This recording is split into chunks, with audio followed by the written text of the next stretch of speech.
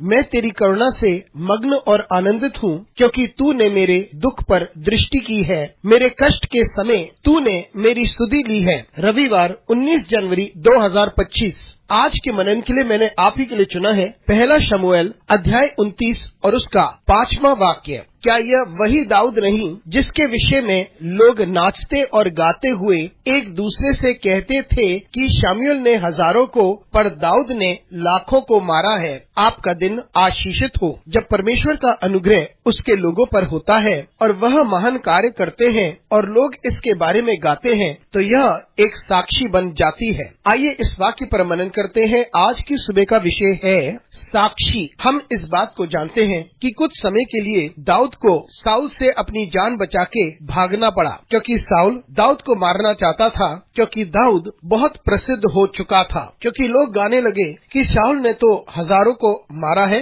लेकिन दाऊद ने लाखों को मारा है, और इसकी वजह से दाऊद को भागना पड़ा। उसे अपनी जान साउल से बचाना था। और जब एक समय दाऊद फिलिस्तियों के साथ रहने लगा, तो फिलिस्ती ने उस पर विश्वास नहीं किया, क्योंकि वे जानते थे कि दाऊद हमेशा अपने परमेश्वर के प्रति वफादार रहेगा। और उन्होंने वही शब्द कहे जो उस वक्त लोग उसके बारे में गा रहे थे। क्या यह वही दाऊद नहीं है जिसके बारे में लोग गीत गाते थे कि साउल ने अपने हजारों मारे हैं और दाऊद ने अपने लाखों मारे हैं? उन्होंने इस बात को याद किया कि लोगों ने दाऊद के बारे में क्या गाया था, और यही बात एक साक्षी बन गई। मित्रों, हम जो भी परमेश्वर की महिमा के लिए करते हैं और साक्षी देने के लिए करते हैं, वह एक साक्षी बन जाती है और लोग इसको पहचान लेते हैं और परमेश्वर को महिमा देते हैं। और वो उन बातों को याद रखते हैं जो हमने परमेश्वर के साथ किया और परमेश्वर के द्वारा किया गया और उसकी महिमा के लिए किया गया। इसलिए हम जो कुछ करते हैं, हम इस बात को याद रखें कि हम परमेश्वर को महिमा देते रहें। दाऊद ने आगे बढ़कर गोलियत को मारा,